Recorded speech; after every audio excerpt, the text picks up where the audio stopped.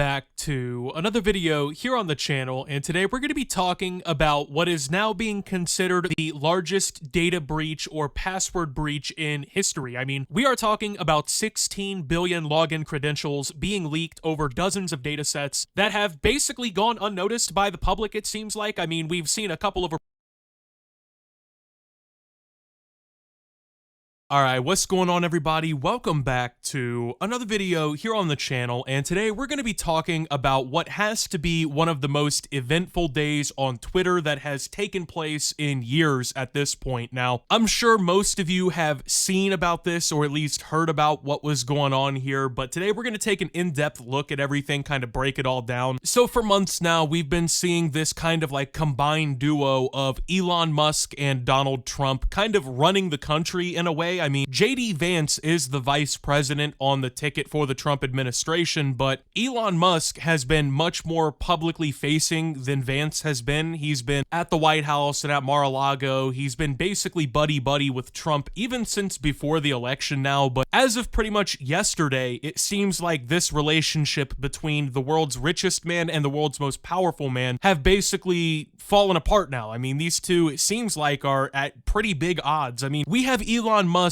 openly calling for Trump to be impeached. We have him fiddling around with the idea of creating his own political party to try and compete against the Republicans and Democrats in actual elections. We have Trump saying that, the EV mandates for Elon should have been cut by Biden a long time ago. I mean, it's absolutely insane. So this all started before the election when Elon Musk, he transformed. I mean, for years before this election, Elon was very outwardly a Democrat or liberal, if you will. I mean, one of his biggest businesses is these EVs at Tesla and whatnot. He was a tried and true liberal for years, and then in the 2024 election run-up, he switched up on that, I guess, ideology or those principles, and he decided to support Donald Trump for a plethora of different reasons. He ended up, I guess, campaigning basically on his behalf. I mean, the guy put like $250 million or something of his own money out of his own pocket to work to get Trump elected, donating to his campaign. And then when Trump inevitably did win the election, then Musk came in basically to the presidential administration and was the guy behind Doge, which has been this like kind of new combination of people mostly taken from Musk's projects to come in and try and cut the government deficit and slash unnecessary or waste spending or whatever, right? Well, over the last few days, Elon and Trump basically have just fallen apart. Their relationship is gone now. I mean, Trump has been kind of touting this new bill that he's trying to get pushed through Congress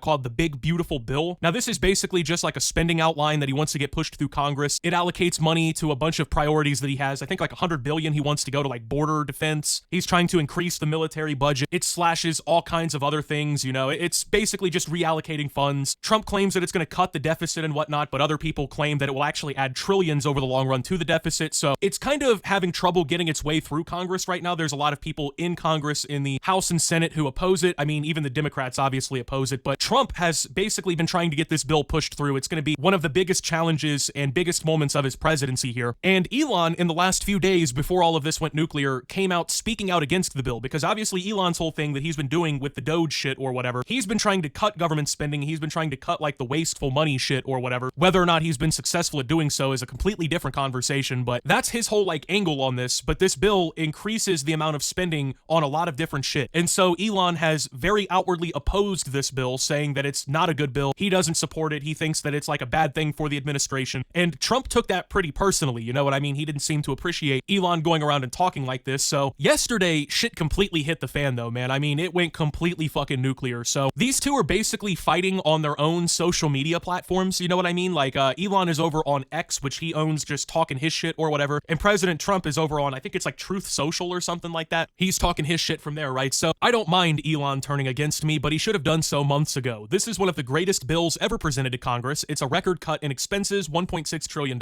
and the biggest tax cut ever given. If this bill doesn't pass, there will be a 68% tax increase and things far worse than that. I didn't create this mess. I'm just here to fix it. This puts our country on a path of greatness. Make America great again. Now, Elon and Trump, after this, basically just start going back and forward. Trump kind of continues his tirade on his own platform with the two followers following tweets. Elon was wearing thin. I asked him to leave. I took away his EV mandate that forced everyone to buy electric cars that nobody else wanted, that he knew for months I was going to do, and he just went crazy. The easiest way to save money in our budget, billions and billions of dollars, is to terminate Elon's governmental subsidies and contracts. I was always surprised that Biden didn't do it. Now, Elon, up until this kind of point yesterday, right, I mean, he was kind of keeping it cordial, like he did vocally basically say he didn't like Trump's bill. That was part of it all, right? But it wasn't like he was coming out here saying like, man, fuck Trump, I hate this guy, anything like that. So at this point, you know, everything is kind of on the table. We all kind of see it. The relationship between the two is definitely falling apart. Well, Elon on his own platform over on Twitter just goes completely fucking nuclear. Now, I want to remind everybody before we go any further here, Elon Musk over on Twitter has 220 million followers. I mean, that is like 2/3 of the entire United States population right there that is following this guy on Twitter. So what he says is quite influential and it gets around, you know what I mean? It's not like he's tweeting into the void. Not only that, but Elon very publicly reworked basically the entire algorithm on this site to promote him no matter what. Even if you don't like the guy, even if you don't read, even if you haven't blocked, you will be seeing some Elon tweets. Now, Elon goes completely nuclear here, right? And he, after leaving the Trump administration, after having a black eye that went unexplained, a lot of people have a conspiracy behind that. I'll get into that later in the video. But he puts out 3 tweets that go absolutely nuclear, right? So, is it time to create a new political party in America that actually represents the 80% in the middle? Now, as of me recording this tweet has 5.2 million votes, 80% of them or so. So about over 4 million of them are voting yes. And honestly, this does kind of track when you look at a lot of the like polls and the information out there. The vast majority of Americans feel disenfranchised.